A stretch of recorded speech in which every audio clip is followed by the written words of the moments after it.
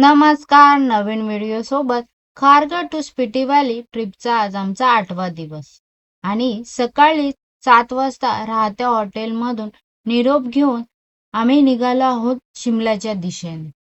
निघताना हॉटेलमधून नाश्ता न केल्यामुळे वाटेत टापरी या गावामध्ये भाजी मार्केटमध्ये वाटेत खाण्यासाठी काही फळं घेऊन व त्या गावामध्येच असलेल्या एका छोट्या हॉटेलमध्ये सकाळचा पराठा ब्रेकफास्टमध्ये खाऊन पुढच्या प्रवासाला सुरुवात केली. खरं तर आज ग्रुप पिकनिकच्या प्लॅनिंगनुसार कल्पा टू नारकंदा असे प्लॅनिंग होते आणि नारकंदामध्ये आज संध्याकाळी ग्रुप पार्टी होती. परंतु आम्ही ती स्किप करून ग्रुपला आजच सकाळी निरोप देऊन आम्ही आमचा प्रवास शिमल्याच्या दिशेने चालू केला. शिमला हे नारकंदापासून 65 किलोमीटर पुढे होते. त्यामुळे आम्ही सकाळी लवकरच निघून शिमला या दिशेने प्रवास चालू केला.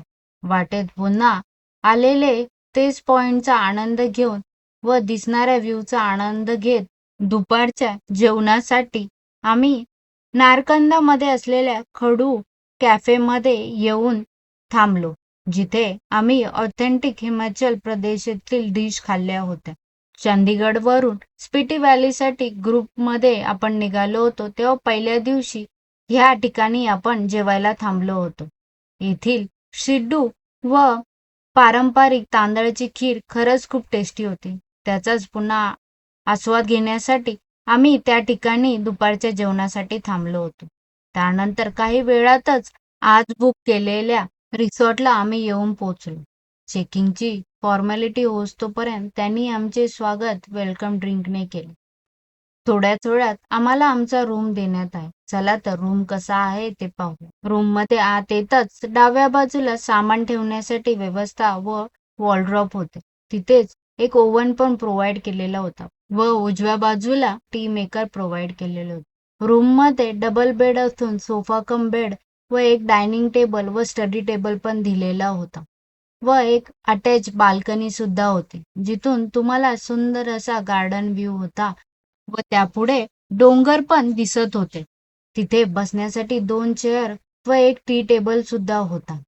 आता व्हिडिओ दिसत असलेले हे रूमचे अटॅच वॉशरूम होते, जिथे बाथटब, वेस्टर्न टॉयलेट व बाथरूम मधील सर्व ॲक्सेसरी प्रोव्हाइड केलेल्या होत्या. रूमच्याच वरती दुसऱ्या माळ्यावर रिसॉर्टमधील इनडोअर ॲक्टिव्हिटी व गेमची जागा होती, जिथे लहानांपासून मोठ्यांपर्यंत सर्वांसाठी गेम व ॲक्टिव्हिटी प्लॅन केल्या जातात. हीच ती जागा. या ठिकाणी संध्याकाळी काही कार्यक्रम पण अरेंज केले जाते. आता व्हिडिओ दिसत असलेले रिसॉर्टमधील शॉपिंग सेंटर होते, जिथे तुम्ही ऑथेंटिक गोष्टी खरेदी करू शकत होते. आजच्या आपल्या रिसॉर्टचे नाव होते क्लब महेंद्रा कंदाघाट शिमला या ठिकाणी, जे शिमलापासून 25 ते 30 किलोमीटर लांब होते. परंतु दिसणारा व्ह्यू व शांतता ही खरंच खूप छान होती. रिसॉर्ट तसे मोठे होते, खुला परिसर जास्त असून डोंगरांनी वेढलेले होते, त्यामुळे दिसणारा व्ह्यू खरंच खूप छान होता. आता व्हिडिओ दिसत असलेले रिसॉर्टमधील रेस्टॉरंट आहे, ज्या ठिकाणी 30 ते 40 लोक आरामात बसू शकतील अशी जागा होती. रेस्टॉरंटच्याच बाजूला असलेल्या ओपन टेरेसमध्ये बार्बिक्यूची अरेंजमेंट संध्याकाळी असते व तिथेच रेस्टॉरंटमधील बार पण उपलब्ध आहे. ज्या दिवशी आम्ही चेक इन केले होते त्या दिवशी व्हॅलेंटाईन डे असल्यामुळे रिसॉर्टमध्ये ॲक्टिव्हिटी इनडोअर गेमच्या इथेच सर्वांसाठी प्रोग्राम व जेवण अरेंज केलेले होते आणि रिसॉर्टमध्ये प्रत्येक कपलला केक पण देण्यात आला होता. रिसॉर्टमध्ये birthday, anniversary, family group celebration असे वेगवेगळे प्रकारचे एक वेगळी पार्टी सुद्धा ते अरेंज करून द्यायचं. त्याप्रमाणे त्याचे चार्जेस सुद्धा असतात. ओकेशन व चार्जेस लिस्ट मी स्क्रीनवर दाखवलेली आहे. आम्ही सुद्धा आमच्या छोट्या मुलाचा बर्थडे तिथे सेलिब्रेट केला होता. 2-3 दिवस त्याच रिसॉर्टमध्ये आराम करून आम्ही परतीच्या मार्गावर निघालो. येताना शिमला टू रतलाम पर्यंत आम्ही पहिल्या दिवशी ज्या हॉटेलमध्ये थांबलो होतो रतलाममध्ये, तिथेच येऊन थांबलो व तिथून रतलाम टू खारघर अशी आमची ट्रिप आम्ही संपवली.